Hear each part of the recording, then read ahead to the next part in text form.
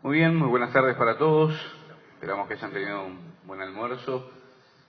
Iniciamos así esta primera conferencia de la tarde, denominada Metodologías y herramientas para el análisis de vulnerabilidades, que estará a cargo de los integrantes de la Intendencia de Montevideo, Carlos García, Luis García Martín y María Eugenia Corti, a quien ya mismo les concedemos la palabra.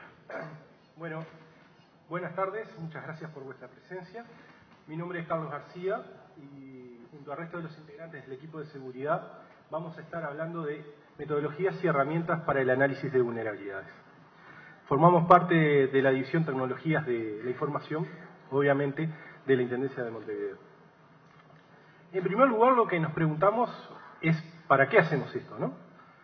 Y la primera respuesta que se nos viene a la mente es que se hace para garantizar la seguridad de nuestros sistemas. Eso es lo primero que uno piensa. Todos los que han trabajado en seguridad probablemente les ha pasado que viene alguien con un sistema a punto de poner en producción y dice algo así como, bueno, revísenlo a ver si el sistema es seguro y lo puedo poner en producción, o traen un dispositivo y dicen, bueno, ya está para poner en producción, háganle un test a ver si es seguro o no. Lo cierto es que esto no es válido. ¿Por qué no es válido? No es válido porque en un sistema, en cualquier sistema en el cual no se ha tenido en cuenta la seguridad durante todo el proceso de desarrollo, es imposible por medio de una prueba al final de este proceso hacerlo seguro. Entonces, ¿para qué lo hacemos? Lo hacemos para analizar la exposición de nuestros servicios y sistemas en configuración de producción. O sea, lo que hacemos es examinar la exposición que tenemos frente a los riesgos de seguridad. Convencidos de que esto es una tarea que es muy importante para toda organización y en particular para aquellas que tienen exposición a Internet, emprendimos un camino el año pasado que comenzó con el estudio de los estándares existentes, así como las técnicas que estaban disponibles. Eso lo ensayamos, probamos las técnicas, nos familiarizamos con el estado del arte, digamos, del momento, para luego proceder a una adaptación a nuestra organización de los estándares y técnicas existentes.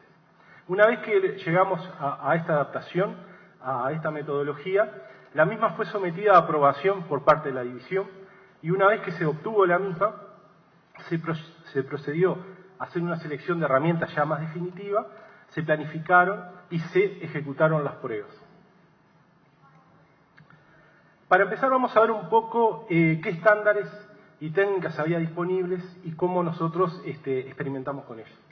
En cuanto a los estándares, además de unas cuantas metodologías que hay sueltas, los más importantes o donde más nos concentramos fueron tres. El OSS-TMM, que es algo así como el Manual para Testing de Seguridad de Código Abierto, el ISAF y el estándar propuesto por el NIST, que es el Instituto Nacional de Estándares y Tecnología de Estados Unidos. Y finalmente, para lo que es la parte de ensayos, o sea, agarrar práctica y ensayar las distintas metodologías en distintos ambientes, lo que hicimos fue un uso muy intensivo de virtualización.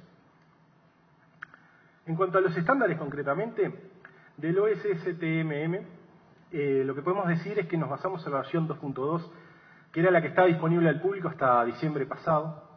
Esta versión fue publicada en el 2006 y ya en la misma se explicitaba que estaba en proceso de incorporación de cambios para una nueva versión 3.0 que en base a nuestro análisis del momento prometía ser bastante radical en sus cambios. Esto hizo que, si bien tomamos algunos aportes de la metodología, no la consideramos adecuada para basarnos completamente en ella en la búsqueda de una metodología propia. ¿Por qué? Porque cuando saliera la nueva versión 3.0 probablemente los cambios iban a ser muy radicales. De hecho salió ahora en diciembre y la metodología 3.0 arranca explicando eso, que es obsoleto el enfoque metodológico aplicado en la metodología versión 2.2. O sea que vamos en línea en ese sentido. Sin perjuicio de lo cual en este año vamos a empezar el proceso de análisis de la 3.0 para evaluar posibles incorporaciones. En cuanto a la metodología del ISAF, es más bien un framework que es una muy buena guía práctica. O sea, ahí uno encuentra cosas como, por ejemplo, para chequear un firewall, debo tener cuidado con determinados paquetes o debo aplicar tal técnica concreta. O sea, está buena como manual práctico. pero no le da mucho espacio a lo que es la metodología en sí. Es por eso que finalmente seleccionamos la metodología del NIS como la base principal. ¿Por qué? Bueno, como un apunte nomás, fue publicada en el 2008 y sobre todo por el origen, o sea, por el uso con el cual fue concebida, se adapta muy bien a organizaciones grandes y medianas, como es nuestro caso. Por otro lado, tiene un alto nivel de abstracción en su mayor parte, lo cual lo hace adecuado para tomar como base para una metodología. Tiene un valor que es que está pensada para tanto analistas internos de la organización, como podría ser nuestro caso, como para analistas que eventualmente se contrataran afuera. Nosotros tratamos de preservar esa propiedad de forma que nuestra metodología también lo contemple, lo cual es particularmente útil porque una vez que nos familiarizamos con una metodología, la podemos usar para lo nuestro como para hacer que nos auditen desde fuera. Pero sobre todo el valor más distintivo es que presta una especial atención a los puntos que garantizan la continuidad y minimizan las interrupciones inesperadas que pueden ocasionar estas pruebas. ¿Qué es esto? Cuando uno aplica una de las técnicas, por ejemplo, que es un test de penetración, la más típica, uno en cierta manera se pone el gorro negro, como se suele decir, y trata de pensar con la cabeza del criminal, digamos, para tratar de entrar. Pero hay una diferencia importante. Cuando yo lo estoy haciendo para una organización y quiero, por medio de estas técnicas, asegurar la continuidad, yo no puedo llamar al jerarca a informarle de que hemos encontrado una vulnerabilidad que puede sacar de línea a la intendencia, por ejemplo, por una semana, y acto seguido informarle que hemos sacado de la intendencia de línea una semana probando la vulnerabilidad. Entonces, ese era el valor distintivo del protocolo del NIS, o sea, le daba más espacio que los otros a aquellos puntos que uno debía tener en cuenta, tanto en la coordinación como en la planificación y ejecución, para tratar de minimizar en lo posible estos efectos indeseados. En base a eso, nosotros desarrollamos una metodología propia, que se basa fuertemente, claro, en la del NIS. De hecho, conserva sus 3 etapas principales, que son la planificación, la ejecución y el análisis y reportes posterior. Que a su vez esto es un ciclo, ¿no? O sea, no es que uno aplica un análisis de vulnerabilidades y ya está, sino que la metodología también lo indica, es repetitivo. O sea, nosotros tenemos distintos ciclos de repetición de acuerdo a nuestros distintos sistemas. Entrando un poco en detalle rápidamente, la primera etapa, que es la planificación, a su vez se compone de otras subetapas, por decirlo de alguna manera. Se arranca con la primera, que son condiciones previas. En esta se tienen en cuenta puntos como, por ejemplo, los acuerdos de confidencialidad, como primer punto. Cualquiera que empiece a trabajar en un análisis de vulnerabilidades de nuestra organización, lo primero que hace es someterse a un acuerdo de confidencialidad. Luego se trabaja sobre los objetivos y alcance, y esto es fundamental. A diferencia de un test de penetración, digamos, o un ataque, si uno fuera hacker directamente, donde empieza a buscar, es importante tener los objetivos claros, qué es lo que queremos probar y hasta dónde queremos llegar. Y finalmente, lo que es fundamental, qué niveles de riesgo son aceptables para la organización. Por ejemplo, la organización no puede soportar que los sistemas o determinados sistemas en Internet, como por motivo de estas pruebas, esté caído un día con una probabilidad media, para dar una idea. O sea, esto es importante establecerlo al principio porque son los insumos para el resto del proceso. Otra subetapa es la prioridad y planificación de los análisis. Y esto es algo que al principio no es intuitivo, porque a nosotros al principio, y estoy seguro que a cualquiera se le preguntan, bueno, ¿qué vamos a testear? ¿En qué nos vamos a enfocar? Lo primero que van a decir es los sistemas más críticos. Y está bien, pero esa es solo parte de la respuesta. ¿Por qué? Porque si solo testeamos los sistemas más críticos, y como esto es un ciclo que uno vuelve a testear y vuelve a testear, corremos el riesgo de entrar en una posposición indefinida. O sea, siempre testeamos los más críticos. De repente no testeamos nunca algún sistema accesorio que en una organización grande hay porque tiene múltiples facetas. Y ese sistema que no era tan crítico resultó ser la puerta de entrada para un ataque a gran escala. Es por eso que se establece en nuestra metodología qué cosas tener en cuenta. Por ejemplo, la criticidad es una, pero la periodicidad es otra y no menos importante. Y a su vez también se tienen en cuenta algunos requerimientos legales que podemos tener. Siguiendo la planificación, una vez que establecimos lo anterior, pasamos a seleccionar y adaptar las técnicas disponibles, o sea, de nuestra valija de herramientas, qué técnicas vamos a utilizar en esta prueba en particular. Primero definimos algunas cosas a gran escala, tenemos guías para hacerlo que van a indicar, por ejemplo, si la auditoría va a ser interna, hecha por un equipo de la propia organización, o se cree conveniente hacerla con un equipo externo. Si va a ser a ciegas, esto es sin avisarle a nadie, se corre el testeo y salta lo que salta, o no. Después, ¿qué riesgos tienen asociadas cada una de las técnicas que podemos utilizar versus el nivel de riesgo aceptable que nos había definido la organización en la etapa anterior? Finalmente, lo que es fundamental para todos los que trabajamos en seguridad, el tiempo disponible. ¿Cuánto tiempo tenemos para hacer estas pruebas? Porque digo, esto es costoso, lleva mucho esfuerzo para la organización, entonces, bueno, tenemos una ventana de tiempo para hacerlo y tenemos determinados recursos, tener en cuenta eso. Finalmente, una vez que más o menos tenemos todo esto redondeado, tenemos que hacer un análisis de los posibles impactos que va a tener esta prueba. Ya el último punto de la metodología es la logística, que es, una vez que ya tenemos claro qué es lo que vamos a hacer, obtener los recursos para la prueba, todo lo que se precisa, desde recursos humanos a materiales. Un punto que no es trivial o que no es evidente al principio, que es obtener disponibilidad de apoyo de otros técnicos.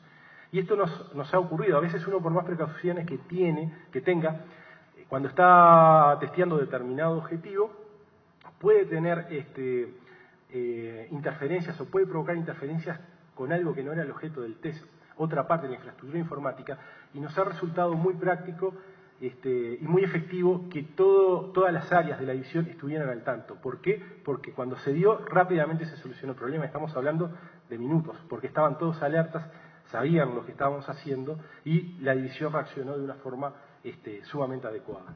Y esto al principio no era tan obvio, que se precisaba apoyo de gente que en principio no iba a estar involucrada.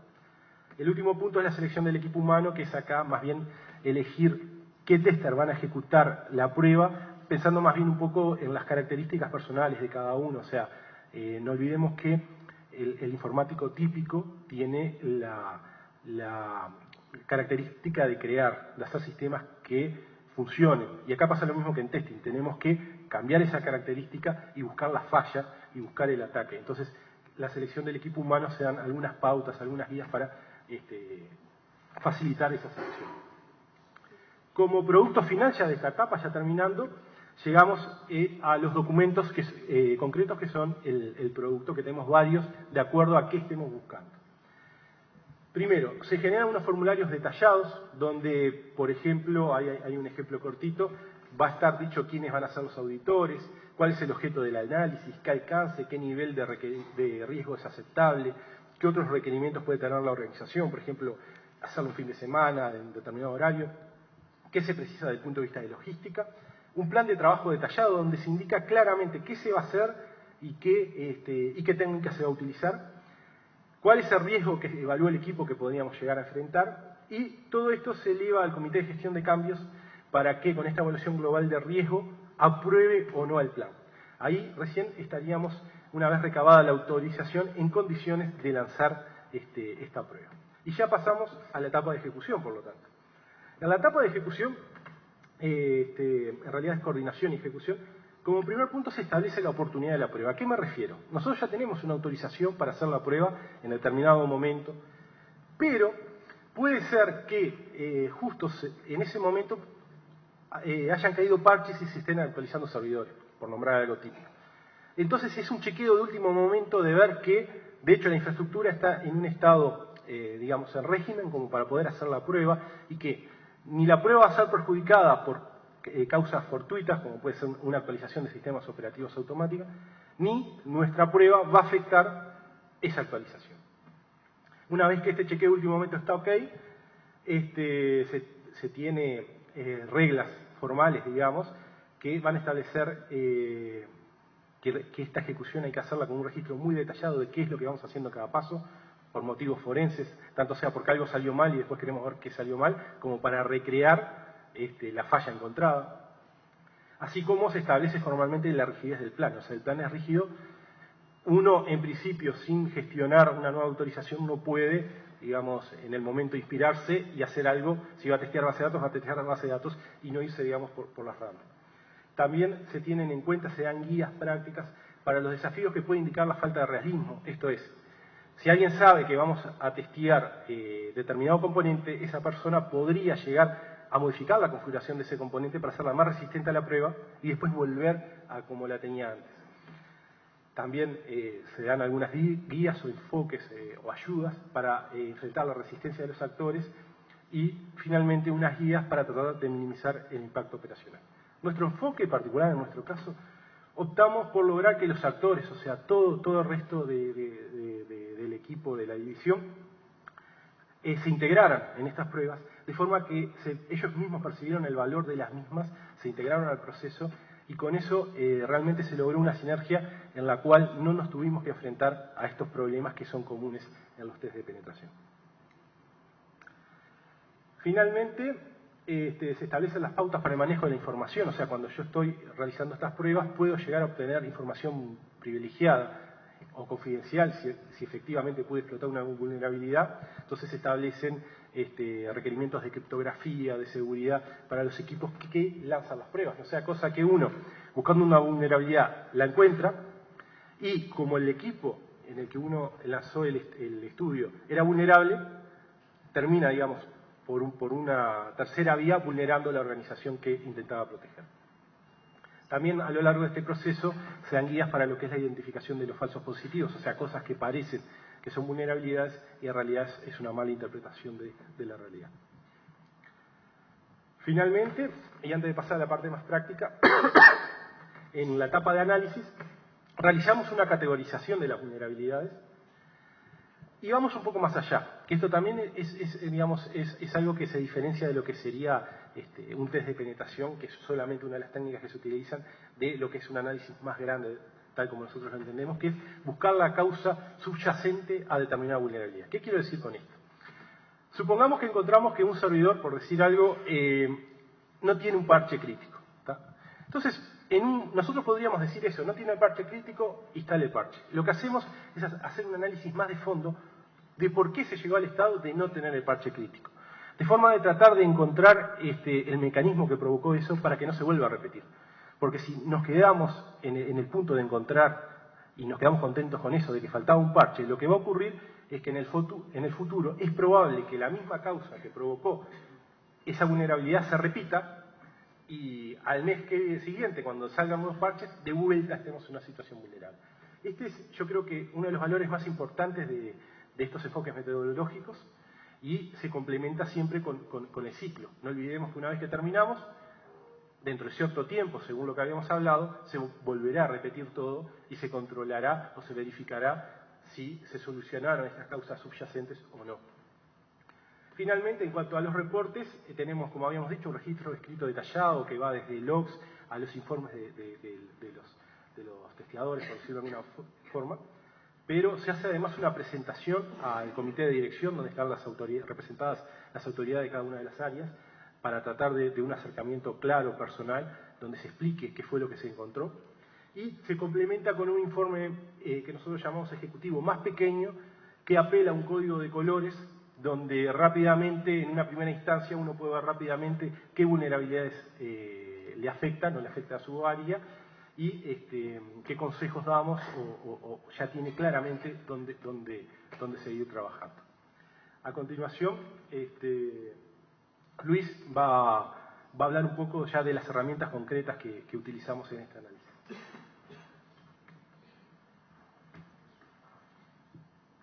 Hola, sí, buenas tardes. Bueno, para lo que sería el chequeo, o sea, las herramientas que utilizamos para cada punto, en la etapa de ejecución que mencionaba Carlos, definimos 4 grupos distintos, que serían la recolección de información, identificación de red, análisis de vulnerabilidades y análisis de información pública. Y ahora vamos a empezar a ver qué herramientas seleccionamos para esto. No vamos a mostrar todas, vamos a mostrar un grupo que por lo menos aclaren cómo fue el proceso. También cabe mencionar, digamos, que no todo es con herramientas automáticas, también hicimos bastantes pruebas manuales, ya sea por verificación de determinadas vulnerabilidades o por aplicaciones propias que tenemos que no encajaban dentro de los plugins de las herramientas y eso, y bueno, hubo una serie de pruebas manuales. Y bueno, como también mencionó Carlos, la idea para hacer este tipo de chequeos, digamos, es trabajar con la mentalidad del atacante, digamos, ponerse en el lugar de él y, digamos, no utilizar nada del conocimiento que nosotros tenemos de la infraestructura interna, obviamente, pensar como que estamos fuera de esa organización y bueno, arrancar de cero, esa es la idea. Entonces, para la primera etapa, que es la recolección de información, la idea era obtener todo lo que podamos saber desde fuera de la organización, como ser IPs públicas, la propiedad del dominio, los DNS, hosts, reversos. Y para esto hay dos herramientas que usamos que están en la web, digamos, directamente se puede buscar información, que son RobTex y IP-Address. Por ejemplo, para la primera, lo que podemos obtener fácilmente buscando con el nombre de dominio son cuáles son nuestros servidores de nombre, cuáles son nuestros servidores de correo, cuáles son las direcciones IP que alojan esos servicios y, bueno, los nombres reversos. También podemos tener una visión gráfica, eso nos puede ayudar a ver cómo empezar a hacer los chequeos. Ahí tenemos el dominio y, bueno, todos los servidores que cuelgan de ese dominio, la parte básica, digamos, lo que son los servidores de nombres y los derechos. Y entrando, por ejemplo, en algunos de los servidores de dominio, a la izquierda podemos ver que obtenemos información de nombres que nos pueden servir para utilizar host de destino para el ataque, digamos, para las pruebas. La otra herramienta es IP-Address, también nos da información similar a la anterior, a RobTex, pero podemos saber, por ejemplo, datos de la locación, en este caso no nos importa mucho, pero digo, en otros casos puede servir. La organización, o sea, en la organización, perdón, está el dato de la información de lo que servicio de Internet que tenemos contratado. Bien. Y también podemos obtener nombres de host que atienden en esa dirección específica que estamos tratando, con ese nombre de dominio. Bien, una vez realizada esta primera prueba de recolección de información, entonces ya tenemos la lista de los hosts sobre los cuales queremos trabajar. Entonces utilizamos una herramienta bastante conocida en este caso, que es el Zenmap, digamos que es es una herramienta gráfica que trabaja con Nmap por atrás, y esto nos va a dar información sobre los puertos y los servicios. O sea, hasta ahora solo teníamos las direcciones IP, por ejemplo, los nombres de los hosts, pero queremos saber ahora qué puertos están atendiendo en cada uno de esos hosts para poder después hacer las pruebas posteriores. Bien, la herramienta de Zenmap es bastante fácil de usar, digamos. Lo que hay que definir es el target, o sea, puede ser un host o puede ser una subred. El profile, digamos, el perfil que vamos a utilizar ya trae varios perfiles predefinidos, o podemos nosotros poner nuevos parámetros y depende del perfil que seleccionemos el tiempo que va a demorar esto. Si hacemos un scan intensivo, como está seleccionado en ese caso, bueno, la demora de la prueba seguramente sea de varias horas, según también la cantidad de host. Una vez que seleccionamos eso, por ejemplo, podemos obtener la lista de puertos que descubrimos en cada una de las direcciones IP. Toda la información que ponemos en esta presentación no es información real, por lo claro. Pero bueno, ahí tenemos una lista de hosts con los números de IP, digamos, y los servicios en los que está atendiendo cada uno de ellos. Y, por ejemplo, si vamos a ver el detalle de alguno de los servicios, podemos obtener información interesante. Por ejemplo, lo que tenemos marcado en rojo ahí es la versión del SSH que está ejecutando en ese host, la versión del Apache, la versión inclusive del sistema operativo, en muchos casos puede aparecer, con lo cual podemos realizar ataques puntuales sobre eso sabiendo ya en qué versión están y podemos conocer más fácilmente qué vulnerabilidades hay disponibles para esas versiones. Y bueno, también marqué el uptime, que a veces es importante para ver, por ejemplo, cuánto tiempo hace que está levantado el servidor, y en caso de que apliquemos algún tipo de ataque podemos ver si ese uptime vuelve a cero y nos vamos a dar cuenta enseguida que hubo que reiniciarlo. Bien. Una vez realizada entonces la identificación de red, que tenemos todos los puertos, los servicios, pasamos a otro tipo de herramientas. Estas son herramientas de análisis de vulnerabilidades.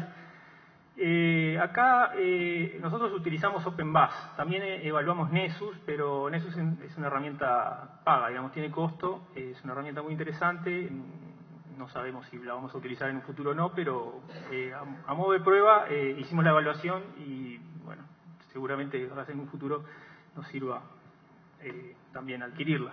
Pero OpenBus es una herramienta libre, sobre todo todas las que utilizamos son herramientas libres, o sea que cualquiera puede descargarlas y utilizarlas.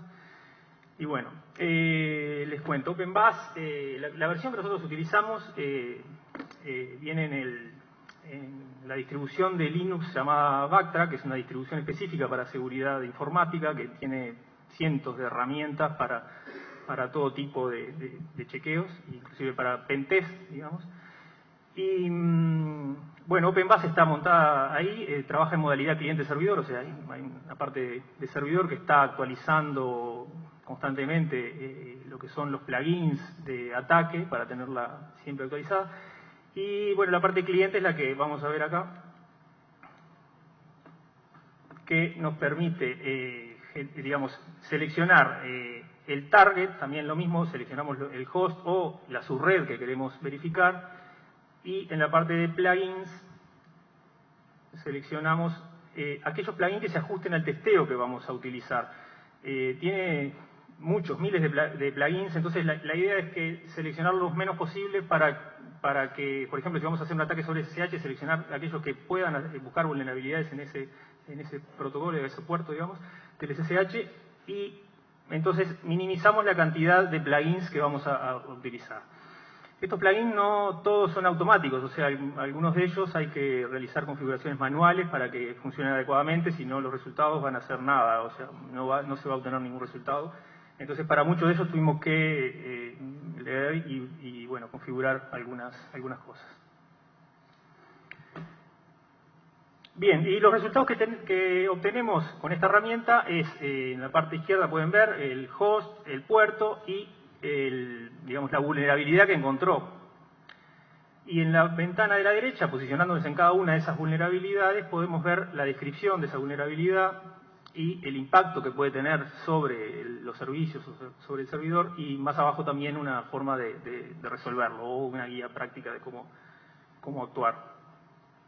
Les comentaba también Nessus. En Nessus hicimos alguna práctica, ya digo, no la usamos para la parte de producción, pero es una herramienta interesante, trabaja en forma similar, cliente-servidor también, y bueno, nos da unos grafiquitos bastante prolijos, digamos, bastante bien presentados, con niveles de severidad encontrados en cada uno de los hosts. Nos da un detalle de cada plugin que actuó sobre eso y también el nivel de gravedad, digamos. Y dentro de cada uno, si entramos en cada uno de ellos, también tenemos más o menos lo mismo, digamos, la descripción del plugin, el impacto, la posible solución a esta vulnerabilidad. Bien, como les comentaba, las pruebas manuales que realizamos, algunas, además de todas estas herramientas, después tuvimos que hacer cosas manualmente y, bueno, probamos cross-site scripting, inserción de comandos, alteración de parámetros de entrada, SQL injection y suplantación de identidad, digamos. Muchas de estas pruebas fueron para validar, porque los resultados a veces son, bueno, acá hay un posible ataque, o sea, posible vulnerabilidad de inyección de contenido SQL. Bueno, hay que validarlo, eso no podemos tirar eso como decir tenemos esta vulnerabilidad si no sabemos si realmente se puede explotar o no, ¿no? Y bueno, ¿qué más? Y también para validar los falsos positivos, digamos, o sea, como mencionaba recién, y para pruebas específicas sobre aplicaciones. Teníamos algunas aplicaciones bastante viejas que no encontrábamos plugins que las pudieran explotar, digamos, porque no versiones que teníamos en el momento medio antiguas, que bueno, lamentablemente no las podíamos verificar, entonces también tuvimos que hacer pruebas manuales al respecto. Bien, el cuarto paso, digamos, la cuarta etapa fue buscar la información pública que está disponible en la web. Para esto utilizamos dos herramientas, o sea, esto lo que hace es acceder a información que está indizada, digamos, en los buscadores o que está disponible en documentos que están publicados por el sitio, ¿no?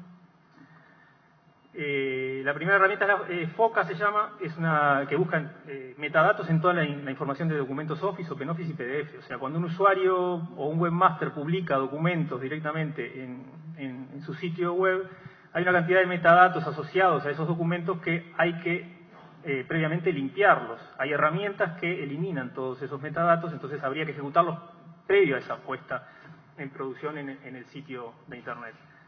Entonces, vamos a ir a ver un ejemplo. Por ejemplo, nosotros corrimos esta herramienta contra nuestro dominio, obtuvimos una lista de documentos. En la parte derecha pueden ver las extensiones que verifica.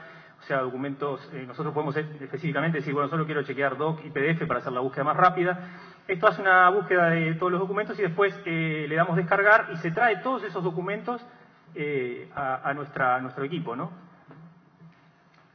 Una vez obtenidos esos documentos, se hace un proceso que lo que hace es evaluar qué datos encontró, qué metadatos encontró en esos documentos y presentamos la información a la izquierda, digamos, cuántos documentos encontró de qué tipo y qué datos puede sacar a nivel de usuarios, carpetas, impresoras, software, correos y sistemas operativos. Bien. Por ejemplo, en la parte que tenemos de visibilidad de Network Data, podemos ver los clientes, o sea, los PCs clientes que generaron esos documentos que están en nuestra web, ¿no? Y ahí aparecen todos los nombres de los equipos.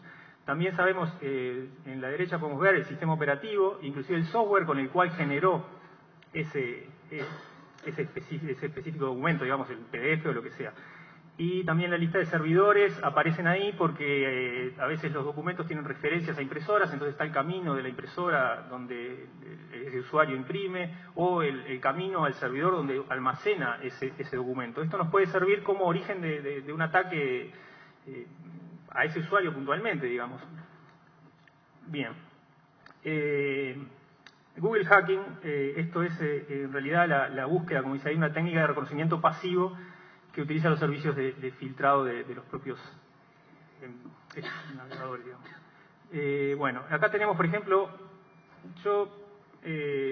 pusimos un ejemplo de buscando en todo GUI, o sea, ahí en Site nosotros podemos poner nuestro sitio específico, o como en el caso este puse GUI, y pusimos el texto chip Viagra. Esto significa que busquen todos los documentos que encuentre, que estén indexados dentro de Google, aquellos que contienen la palabra esta, el juego de palabras chip Viagra. Encontramos un montón de documentos, pusimos algunos, tachamos obviamente las URLs. Esto lo que nos está diciendo es que en ese sitio web hay un bug y alguien lo explotó. O sea, hay una vulnerabilidad y además está explotada. Si ustedes buscan esto cuando se vayan, van a ver todo lo que aparece. Bien, esto hay que revisarlo habitualmente. No puede ser que nosotros estemos alojando propaganda de Viagra en nuestro propio sitio web, ¿no? Esto se puede buscar fácilmente, ya le digo, con una búsqueda en Google y aparecen los resultados. Bien, también probamos buscar en Google también Documents and Settings. Esto nos da una referencia, por ejemplo, de qué usuarios grabaron qué documentos en Google y aparecen los nombres de los usuarios. También aparecen los nombres de los PC al costado que está señalado y también aparecen direcciones de correo que nos puede servir para hacer un ataque de ingeniería social, sabiendo qué documento grabó, en qué servidor y quién es la persona, podemos originar un ataque. O sea, toda esta información habría que sacarla de nuestro sitio, ¿no? Bueno, otra prueba que hicimos, por ejemplo, es buscar en Google también, pero solo en las extensiones PDF, aquellos documentos que incluyan la palabra confidencial. Entonces, no quiere decir que estos documentos sean confidenciales, simplemente estos documentos incluyen la palabra confidencial. Pero uno buscando en su sitio puede recorrer y puede decir, bueno, qué interesante, están estos documentos que alguien lo puso acá y no deberían estar, ¿no? Palabras de este tipo, fácilmente localizables. También hicimos alguna prueba, pero para esta presentación, digamos, de buscar sitios que tengan en GUI, que tengan extensiones PHP, o sea, archivos PHP, que utilicen parámetros numéricos, ¿no? Eso lo identifica el ID igual 22.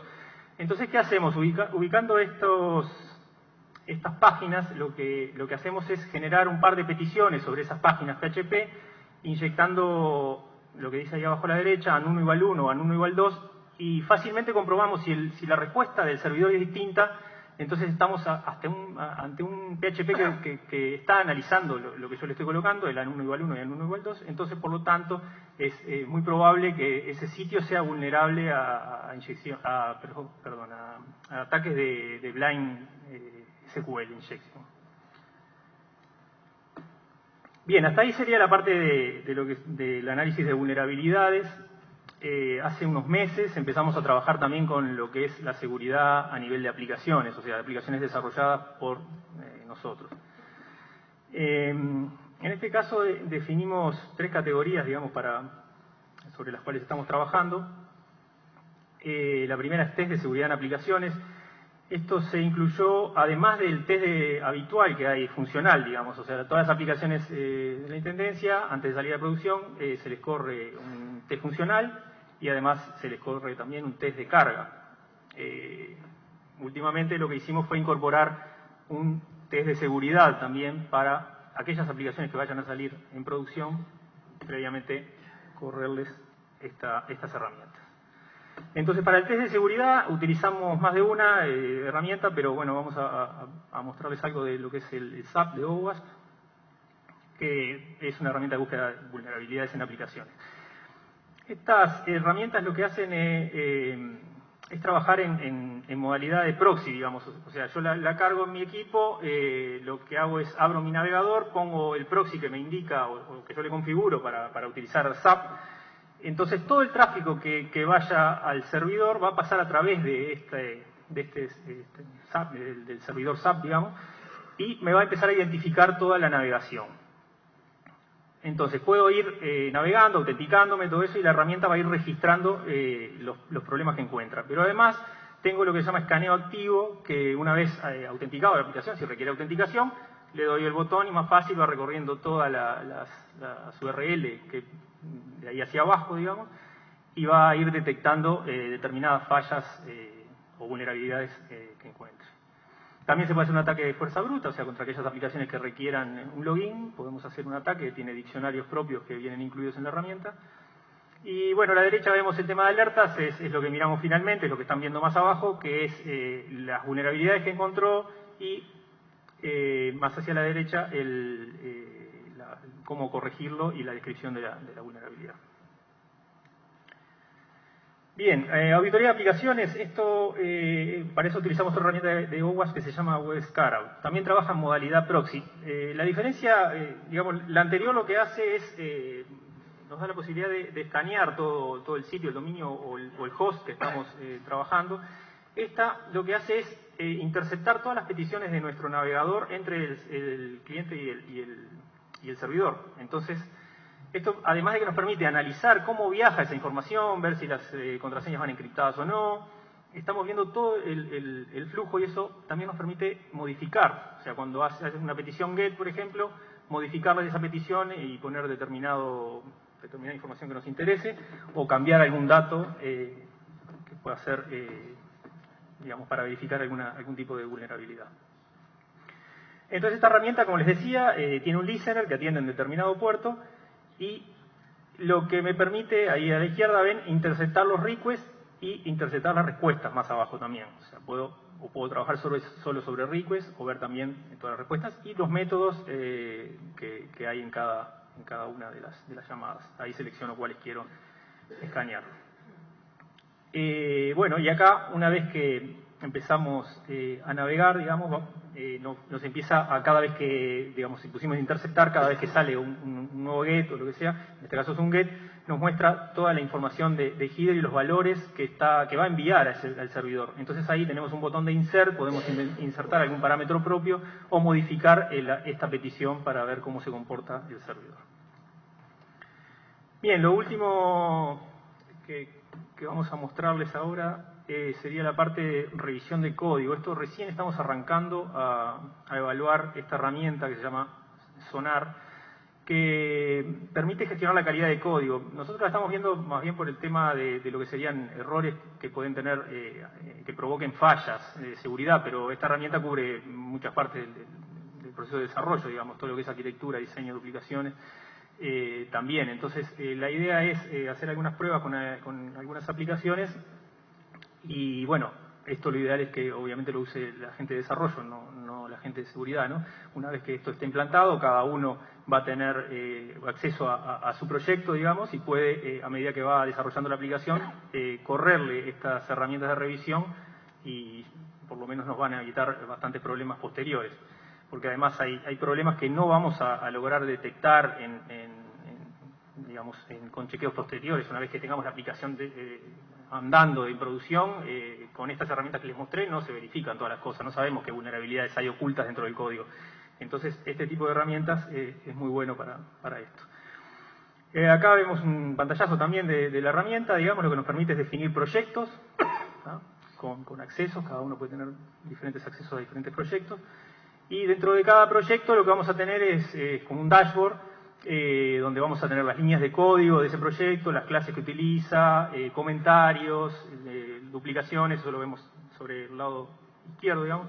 Y en la parte de la derecha vemos las violaciones que hay a las reglas. O sea, el Sonar trae un conjunto de reglas muy grandes y nos va a hacer, cuando le corremos eso a nuestro código fuente, nos va a dar una lista que las ven ahí digamos, de violaciones a las reglas con información, con info, minor, major, critical y blocker. O sea, este sería el nivel de gravedad o nivel de severidad que se le da a cada una de las cosas que encontró en el código. Y bueno, particularmente después podemos entrar a cada una de esas severidades que encontró y ver cuántas veces se produjo ese problema, o sea, cuántas veces detectó esa regla en el código, y bueno, podemos ver información de cómo corregirla y volver a correr nuevamente el Sonar una vez que tengamos la nueva versión de la aplicación. Bien, hasta acá terminaría la parte de herramientas. Les dejo con María Eugenia, que va a hacer las conclusiones finales. Simplemente para cerrar, queríamos presentar algunas conclusiones de la implementación. Hola. Lo que decía es simplemente para cerrar, queríamos presentar algunas conclusiones de la implementación de esta metodología, que resultó ser efectiva cuando uno hace testing de aplicaciones o sistemas implementados. Dice que el test fue exitoso si encontramos errores. En este caso es equivalente, o sea, el análisis de vulnerabilidades para nosotros es exitoso si encontramos vulnerabilidades o algunos errores de configuración. Entonces, para nosotros se cumplieron, la metodología cumplió con los objetivos que nos habíamos planteado.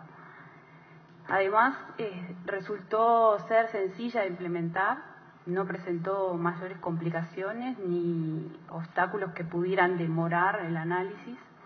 Esto nosotros creemos que también tiene asociado y fue importante el apoyo que se tuvo de la dirección. Los que trabajamos en seguridad sabemos que para muchas de las actividades y procesos asociados a la seguridad, contar con el apoyo de la dirección es fundamental para lograr el éxito. Acá creemos que eso fue un aporte para que la implementación fuera sencilla y rápida. Otro tema que nos preocupaba era el tema de los tiempos. Calcular, sobre todo la primera vez, cuánto nos íbamos a desviar de lo planificado. Y comprobamos que estuvimos bastante cerca de los planes, o sea, los tiempos reales que nos llevó la ejecución se ajustaron bastante o lo suficiente para nosotros a los tiempos planificados. Esto era crítico también para nosotros porque en la planificación nosotros habíamos comprometido fechas. Entonces había cierto compromiso de que teníamos que hacerlo en esos plazos. Otra cosa que la metodología, o sea, la guía que usamos del NIST, proponía dos opciones para implementar el análisis. Por un lado, teníamos la opción de no comunicar al resto de las áreas que se iba a hacer el análisis y solamente comunicar los resultados. Y la otra era sí comunicar a todas las áreas, mostrar cuál iba a ser la planificación, cuáles iban a ser los objetivos, qué herramientas se iban a usar y cuáles eran las fechas de ejecución. Nosotros optamos por esta última y realmente encontramos que fue muy positivo, porque incluso algunas áreas ofrecieron a colaborar en las etapas de ejecución del análisis. Y además eso facilitó, por ejemplo, que algunos problemas que fueron detectados se solucionaran rápidamente, porque ya contábamos con recursos de las áreas afectadas que podían ir a resolver ese problema. Otro punto que nosotros intentamos fue transmitir al resto de las áreas que este análisis no era para marcar errores, era para que entre todos mejoráramos, o sea, para poder identificar las vulnerabilidades, corregirlas, pero para una mejora de los servicios que todos ofrecemos.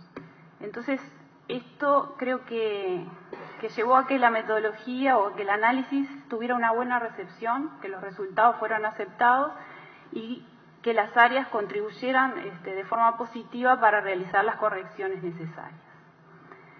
Finalmente, como toda metodología, requiere de revisión, ya sea para actualizarla, como vimos, están continuamente las metodologías y los estándares internacionales se están actualizando continuamente, entonces nosotros también necesitamos revisar lo nuestro para saber si incorporamos o no algunas de estas novedades en las metodologías, si las adaptamos o no. También para actualizarlo o adaptarlo a cambios que puedan surgir de la propia organización o del entorno en el que nosotros nos movemos. Y también para poder corregir desvíos que podamos haber tenido en la ejecución. Bueno, esperamos que la presentación le haya sido de utilidad, que pueda aportar para el desarrollo de análisis de vulnerabilidades en las organizaciones en las que ustedes trabajan. Nosotros consideramos que el análisis de vulnerabilidades es una parte, una actividad importante dentro de lo que es gestión de riesgo, nos permite identificar las vulnerabilidades, corregirlas y de esta forma poder mitigar los riesgos. Así que agradecemos la presencia y no sé si hay tiempo para preguntas y si no, nuestro correo está ahí, seguridad.informática@imm.ui, para cualquier sugerencia, consulta. Les agradecemos. Bien, fuerte el aplauso entonces para Carlos García, Luis García Martín y María Eugenia Corti de la Intendencia de Montevideo. Los invitamos para dentro de 10 minutos para la próxima conferencia denominada Construyendo la Interoperabilidad por medio de estándares, que estará a cargo de la empresa Microsoft.